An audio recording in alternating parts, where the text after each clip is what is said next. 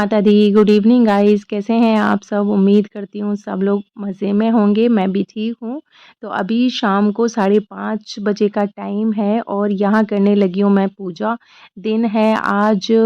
Wednesday का, तो 5:30 बजे पूजा मैं इसलिए कर रही हूँ क्योंकि आज सुबह से ही मैं काम कर रही थी, बस अभी मैं नहा कर आई हूँ। तो मैंने सोचा थोड़ा जल्दी है लेकिन नहाने के तुरंत बाद ही मैं पूजा कर लेती हूँ। इसलिए मैं यहाँ दिया बत्ती करने लगी हूँ, थोड़ा-सा बस ये है कि 1 घंटे पहले पूजा कर रही हूँ मैं, लेकिन फिर नहाने के बाद में मैं और काम करने लग जाती तो मुझे ठीक नहीं लगता। अब शाम को नहा हूँ तो ठीक है, मैंने पूजा करना ही ठीक लगा मुझे। बाकी आज लेट मैं इसलिए हो गई हूँ नहाने के लिए जैसे कि आपने कल मेरा व्लॉग देखा होगा, तो आपको समझ आएगा कि कल भी मैं क्लीनिंग कर रही थी। एक्चुअली मेरे घर में हो गए हैं चूहे, तो अभी चूहे मारने वाली ना दवा रखी हुई है, मतलब मारने वाली तो नहीं है, भगाने वाली है, लेकिन फिर भी अगर घर से इधर-उधर कहीं चूहे दवा खाने के बाद में नहीं निकल पा रहे हैं, तो वो घर में ही मर रहे हैं। थोड़ी-सी ना स्मेल आ रही थी घर में, तो मेरे दिमाग में था कि कहीं ऐसा ना हो कि चूहा कहीं मर गया हो, तो मैंने सफाई तो पूरी लगभग कर ही ली थी घर की, लेकिन आज वापस से सारे बेड-वेड सब खाली करके मैंने दोबारा से क्लीनिंग करी है, तो काम बढ़ ही जाता है और पीछे का जो स्टैंड रखा हुआ है मेरा कपड़ों का, तो वो भी मुझे थोड़ा अरेंज करना था, उसको थोड़ा टाइम हो गया था। तो आज बहुत ज़्यादा काम हो गया था, तो कल मैं बीच में ही काम छोड़ के देवर के बर्थडे पार्टी में चली गई थी। बाकी आज भी सुबह से बस काम चल रहा था और वीडियो मैंने शूट सुबह से इसलिए नहीं किया कि मेरे फ़ोन में कुछ दिक्कत आ गई है कि उसमें थोड़ी-सी मैं वीडियो बना रही हूँ, तो उसमें ना स्पेस फुल दिखा रहा है और वीडियो भी उसमें इतनी ज़्यादा है नहीं, फ़ोटोज़ भी अब तो मैंने लैपटॉप में ट्रांसफ़र कर लिए हैं, लेकिन उसके बावजूद भी मुझे ऐसे लग रहा है कि उसमें ऐप्स ज़्यादा डाउनलोड हो गए हैं, तो किट्टू आरू से पूछ के मतलब उन्हीं लोगों से पूछ के मैं डिलीट करूँगी, क्योंकि फिर रहता ये है कि किट्टू का तो ये होता है कि सारी जितनी भी चीज़ें हैं वो डाउनलोड करती है, तो सारा उसका स्टडी से रिलेटेड होता है, लेकिन आरू को गेम डाउनलोड करने होते हैं। तो मैंने बस अभी डिलीट नहीं करे हैं और अभी सारी वीडियोज़ और फ़ोटोज़ डिलीट कर दिए हैं, इसलिए वीडियो बन पा रहा है। कल उसका एग्ज़ाम नहीं है, किट्टू की छुट्टी है, तो कल मैं उससे जो भी काम के ऐप नहीं है तो उनसे उनको मैं डिलीट करवा दूँगी, उससे काफ़ी स्पेस फुल हो जाता है। तो यहाँ मेरी पूजा हो चुकी है और बाहर शाम के टाइम पे मैं बाहर तुलसा जी का दीपक जलाती हूँ, तो मैं वहाँ दीपक जला दे रही हूँ और आज मेरे बहुत ज़्यादा ना हेडेक हो रहा है, सर में दर्द भी हो रहा है। क्यों हो रहा है वो मैं आपको बताती हूँ कि इतना जब से कैफ़े क्लोज़ होने का नंबर आया है ना, तब से ही मैं घर की क्लीनिंग कर रही हूँ क्योंकि 6 महीने तक इतनी डीपली क्लीनिंग नहीं हो पाई थी। अब सारे काम-धाम से मतलब कि जो डीपली क्लीनिंग थी दिवाली वाली जिस तरीके से कह सकते हो, तो मैंने पूरा घर साफ़ कर दिया है, अंदर तक सारी चीज़ें जितनी भी वेस्टेज चीज़ें थी वो सब निकाल दी हैं मैंने। लेकिन अब हस्बैंड दे रहे हैं मुझे टेंशन क्योंकि ना अब वो उनको एकदम से भूत सवार हो गया है पेंट करवाने का घर में। तो नीचे तो बहुत ज़्यादा पेंट के लिए कोई काम नहीं है क्योंकि पैनल्स ही लगे हुए हैं आधे से ज़्यादा घर में तो। लेकिन 2 छत हैं और एक छोटी-सी गैलरी की छत है लेकिन उसमें पुट्टी भी होनी है। जब पुट्टी होती है ना, तो उसकी घिसाई भी होती है तो उससे डस्ट बहुत ज़्यादा उड़ती है। अब कितना भी मैं उसको ढक के रखूँगी ना, कितना भी कोशिश करूँगी कि चीज़ें अंदर तक खराब ना हो लेकिन जब घर में पेंट होता है और मतलब बहुत ज़्यादा महीन वाली जो मिट्टी होती है वो उड़ती है तो यार लोहे की जो अलमीरा होती हैं उनको भी इतना क्लोज़ करके रखते हैं, उसमें भी तो अंदर मिट्टी चली जाती है। तो फिर वॉल तो खराब होंगी ही होंगी, तो यहाँ मुझे बहुत ज़्यादा टेंशन हो गया है। मैंने मना किया है उनको लेकिन अब वो मान नहीं रहे हैं क्योंकि फेस तो एक्चुअली वाक़ई में खराब हो गया है। अब देखते हैं क्या ही होता है अब सोचने से लेकिन हाँ, सुबह से मैं सोच रही हूँ थोड़ा-सा तो इसलिए आज मुझे ना सर में दर्द होने लगा है। अब आज थक तो मैं बहुत ज़्यादा गई थी, मेरा बिल्कुल भी मन नहीं कर रहा था खाना बनाने का लेकिन बस यही है कि खाना तो बनाना ही पड़ेगा। तो यहाँ बनाने लगी हूँ मैं करेले क्योंकि 2-3 दिन पहले से करेले आए हुए थे, जिसमें से ना 2 करेले तो बिल्कुल लाल भी हो गए थे। बनाने तो मुझे भरवाँ करेले थे, लेकिन पतिदेव जिस तरीके के करेले लेकर आए ना, वो भरवाँ बन नहीं सकते थे क्योंकि कुछ करेले बहुत ज़्यादा बड़े लेकर आए थे, कुछ करेले बहुत ही ज़्यादा छोटे लेकर आए थे। तो यहाँ मैं कट करके बनाने लगी हूँ, तो उसको मैंने गोल-गोल करके करेले काट लिया था और बस मैंने 2-3 बार इसको पानी से वॉश कर लिया है और मेरे तरीके से अगर आप करेले बनाओगे ना, तो बिल्कुल भी कड़वे नहीं बनेंगे और जो जैसे कि मेरा है कि मेरे बच्चे करेले थोड़ा कम पसंद करते हैं, लेकिन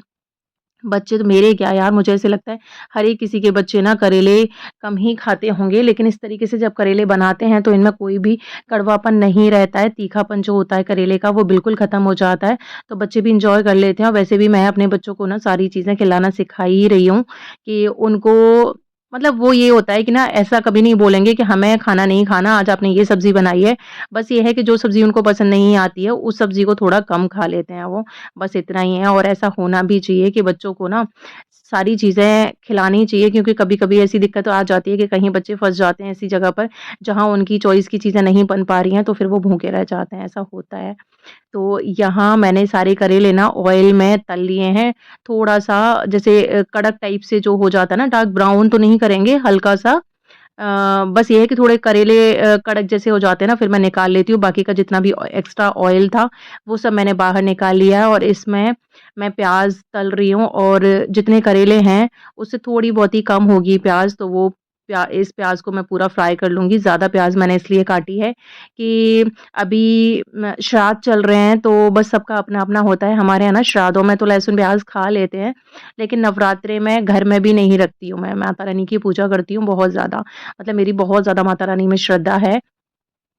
तो मुझे नवरात्रि स्टार्ट होने से पहले ना घर में जितनी भी प्याज़ है वो पूरी प्याज़ ख़त्म करनी है। तो यहाँ करेले में भी मैं बहुत ज़्यादा प्याज़ डाल रही हूँ, बाकी का ये इकट्ठी मैंने प्याज़ काट के रख ली थी। इसको मैं एयर टाइट थैली में ना क रख के और सुबह के लिए कर दूँगी, वैसे भी रात को जब भी मैं काम करती हूँ मतलब खाने-पीने का तो सुबह की भी थोड़ी बहुत तैयारी करके रख देती हूँ, जिससे कि ना सुबह काम करने में कोई प्रॉब्लम नहीं होती है और जल्दी-जल्दी फटाफट से काम हो जाता है। और बच्चों के लिए मुझे 6 बजे तक लंच बनाना ही होता है उनका।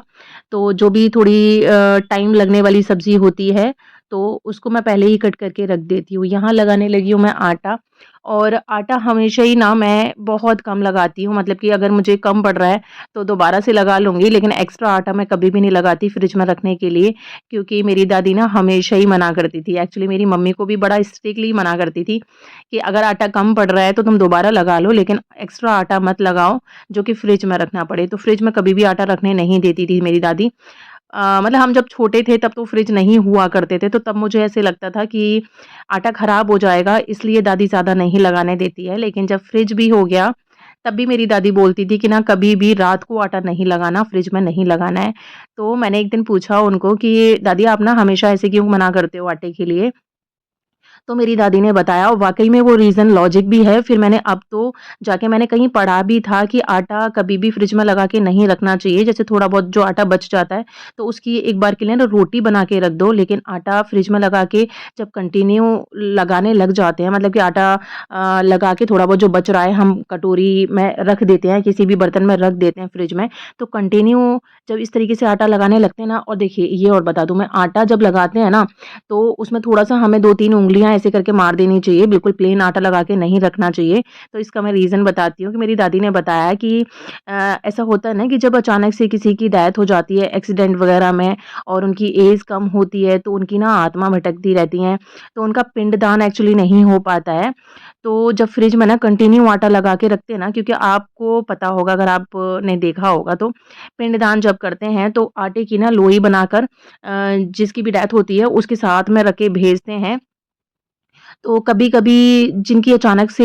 मृत्यु होती है, तो वो लोग कभी एक्सेप्ट करते हैं इस चीज़ को, कभी नहीं कर पाते हैं। तो जब कंटिन्यू फ्रिज में लगाने लग जाते हैं ना, तो इस तरीके की थोड़ी-सी जो शक्तियाँ होती हैं, वो थोड़ा-सा अट्रैक्ट करती हैं इन चीज़ों को, तो तब से मुझे ना बहुत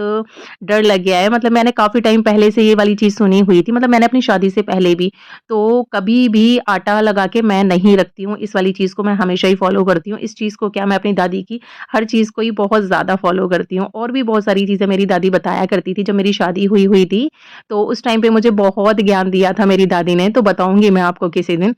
तो यहाँ जी आटे की आज बात हो गई, तो आटा कभी भी फ्रिज में लगा के नहीं रखना चाहिए, कभी एक्स्ट्रा आटा अगर मेरा थोड़ा बहुत 1-2 रोटी का हो भी जाता है, तो मैं रोटी बना के रख देती हूँ। तो या तो रात को ही मैं गाय को दे देती हूँ या कुत्ते को दे देती हूँ, लास्ट की 1 रोटी तो मैं वैसे भी कुत्ते को देती ही देती हूँ। बाकी अगर रोटी बच जाती हैं तो सुबह एक बार के लिए मैं उनको यूज़ कर लेती हूँ, लेकिन रात को आटा कभी लगा के नहीं रखती। तो यहाँ मैंने प्याज़ फ्राई कर ली थी, उसमें मैंने करेले डाल दिए थे और इसमें बेसिक से मसाले डाले हैं। वैसे मैं इसमें खटाई डालती हूँ, खटाई का टेस्ट ज़्यादा अच्छा आता है, लेकिन इस टाइम पे ना अभी जब हस्बैंड और आरू गाँव गए थे तो नींबू का पेड़ है गाँव में, तो उस पे ना बहुत नींबू आते हैं, बहुत ज़्यादा। वो कभी येलो भी नहीं होते हैं, ग्रीन-ग्रीन रहते हैं, लेकिन उनके अंदर रस बहुत ज़्यादा निकलता है। तो पतिदेव ले आए थे 1 डेढ़ केजी के आस-पास में गाँव से नींबू, तो वो अभी जिस भी चीज़ में खटाई की ज़रूरत है ना, तो मैं वहाँ नींबू ही डाल रही हूँ। तो यहाँ मैंने नींबू डाल दिया है। आरू आया है किचन में क्योंकि आज उसको भूख लग रही है। दोपहर में एक्चुअली मैंने क्या किया था कि काम कर रही थी मैं, तो मेरा खाना बनाने का बहुत ज़्यादा मन नहीं था, तो बच्चों ने ना मैगी बना ली थी, तो वही मैंने खा ली थी, दोनों ने खा लिया था। तो खाना नहीं खाया है, रोटी तो यार होता ही है ना, कितनी भी चीज़ें खा लें, लेकिन जब तक हम रोटी नहीं खाते हैं, तो भूख हमारी नहीं मिटती, ऐसा होता है। तो यहाँ मैं आरू बार-बार आ रहा था कि मम्मा फटाफट से रोटियाँ बना लो क्योंकि भूख लग रही है। अब करेले मैंने बना लिए थे और दोपहर में नहीं, सुबह सॉरी, पीली दाल बनाई थी हस्बैंड का टिफ़िन लगाने के लिए, तो वो दाल भी थोड़ी बहुत रखी हुई है। तो बस उसी के साथ में हम लोग खाना खाएँगे। यहाँ फटाफट से मैं रोटियाँ बना ले रही हूँ और एक्चुअली अगर ना थक तो मैं आज बहुत गई थी, बिल्कुल भी मेरा मन नहीं था खाना बनाने का, पर मुझे ध्यान ही नहीं था आज पतिदेव का ना कहीं खाने पे बुलाया हुआ था उनको, तो मुझे याद नहीं था, उन्होंने 2-3 दिन पहले मुझे बताया तो था, लेकिन आज उन्होंने नहीं बताया, तो बस मैंने करेले की सब्ज़ी तो सिर्फ़ उन्हीं की वजह से बनाई थी, बाकी तो हम तीनों ना जो पीली दाल रखी हुई थी, उसके साथ में या फिर दही के साथ में हम लोग खाना खा ही लेते हैं, हम लोग काम चला लेते हैं। और मेरे बच्चों के खाने-पीने के मामले में बिल्कुल भी नखरे नहीं हैं। तो अब उन्होंने बताया कि नहीं यार मैं तो खाना नहीं खाऊँगा क्योंकि मैं खाना खाकर आया हूँ। तो अब चलो इसी बहाने से करेले बन गए हैं क्योंकि करेले ना 2-3 दिन आराम से चल जाते हैं, उनका कुछ भी खराब नहीं होता है, इसलिए भी मुझे बेस्ट लगते हैं कि कभी-कभी सब्ज़ी बनाने में अगर देर भी हो रही है ना, तो फिर मैं करेले ही इनके टिफ़िन में रख देती हूँ, तो 2-3 दिन अच्छे से चलते हैं वो करेले। तो यहाँ मैं और आरू खाना खाने लगे हैं क्योंकि हमें मतलब मुझे बिल्कुल कंट्रोल नहीं हो रहा था, आरू भी भूखा था और किट्टू अपने कामों में अभी लगी हुई है, तो वो भी जैसे ही फ्री होगी तो खाना खा लेगी, खाना तो मैंने अपनी प्लेट में ही उसका लगा लिया था। यहाँ खाना खाने के बाद में क्योंकि वैसे तो ये होता है कि मैं पूरा किचन साफ करने के बाद में खाना खाती हूँ, लेकिन आज बहुत तेज़ भूख लग रही थी, तो मैंने कहा पहले चलो भई पेट पूजा कर लेते हैं क्योंकि पेट में थोड़ी राहत मिल जाएगी, तो काम करने में भी अच्छा लगेगा। तो यहाँ मैं खाना खा चुकी थी, फिर आ गई हूँ मैं किचन में, किचन साफ करने लगी हूँ और रात को मैं हमेशा ही अपना पूरा किचन साफ करके रख देती हूँ, बर्तन भी वॉश कर देती हूँ, बर्तन कभी भी रात को नहीं छोड़ती। ऐसे भी मेरा दादी बोलती थी कि रात को अन्नपूर्णा माता आती हैं आपके किचन में, वो तो चौका बोलती थी। तो उनको बिल्कुल साफ-सुथरी किचन चाहिए होती है, उनको अच्छा लगता है, तो इसलिए मैं हमेशा ही इस वाली चीज़ को फ़ॉलो करती हूँ। वैसे भी बर्तनों को ना कभी वाक़ई में नहीं छोड़ना चाहिए क्योंकि झूठे बर्तन होते हैं और दूसरी बात है कि जितनी गंदगी होती है तो कॉकरोचेज़ वग़ैरह, कीड़े-मकोड़े ज़्यादा आते हैं। तो यहाँ करेले भी मैं भर के रख दूँगी बाउल में और जब सुबह किचन पूरा साफ-सुथरा मिलता है, जब सुबह किचन में एंटर करते हैं ना, तो इतना ज़्यादा सुकून मिलता है कि बस पूछो ही मत। और ऐसा जो लोग करते होंगे उनको भी पता होगा, बाकी का देखिए मैं ना स्ट्रिक्टली आप लोगों को बोल रही हूँ, अगर आप लोग ना आटा लगा के फ्रिज में रखते हो कि सुबह जल्दी उठेंगे, बच्चों के लिए खाना बना देंगे, तो ऐसा प्लीज़ मत किया करिए कि एक तो ये भी लॉजिकल मतलब साइंस भी बोलती है कि कभी भी फ्रिज में 6-7 घंटे रखा हुआ आटा है ना, कभी भी उसको यूज़ नहीं करना चाहिए क्योंकि उससे कैंसर के सिम्पटम्स भी बनते हैं। बाकी दूसरा जो रीज़न है वो भी मैंने आपको बता दिया, तो वाक़ई में वो भी लॉजिकल है रीज़न। तो अगर आप लोग आटा रखते हो फ्रिज में तो कोशिश करिएगा कि ना रखा करें। बाकी मैं यहाँ अपना पूरा किचन क्लीन कर दूँगी और मेरे व्लॉग्स अगर आपको अच्छे लग रहे हैं तो प्लीज़ एक लाइक कर दिया करिए, शेयर तो मैं नहीं बोलूँगी क्योंकि आप लोग अभी फ़िलहाल करोगे नहीं। तो अ, इससे मोटिवेशन मिलता है, एक लाइक करने से आपका कुछ भी नहीं जाएगा, लेकिन मुझे थोड़ा-सा मोटिवेशन मिलेगा और मेरे व्लॉग्स कैसे लग रहे हैं, तो एक छोटा-सा कमेंट भी कर दिया करिए। टाइप करने में कुछ भी नहीं जाता है, दूसरे की ना बहुत हेल्प हो जाती है। तो उम्मीद करती हूँ कि आपको मेरे व्लॉग्स अच्छे लग रहे होंगे। तो मिलते हैं फिर आपसे इसी तरीके की वीडियोज़ के साथ में, तब तक अपना ध्यान रखिए। Till then bye bye.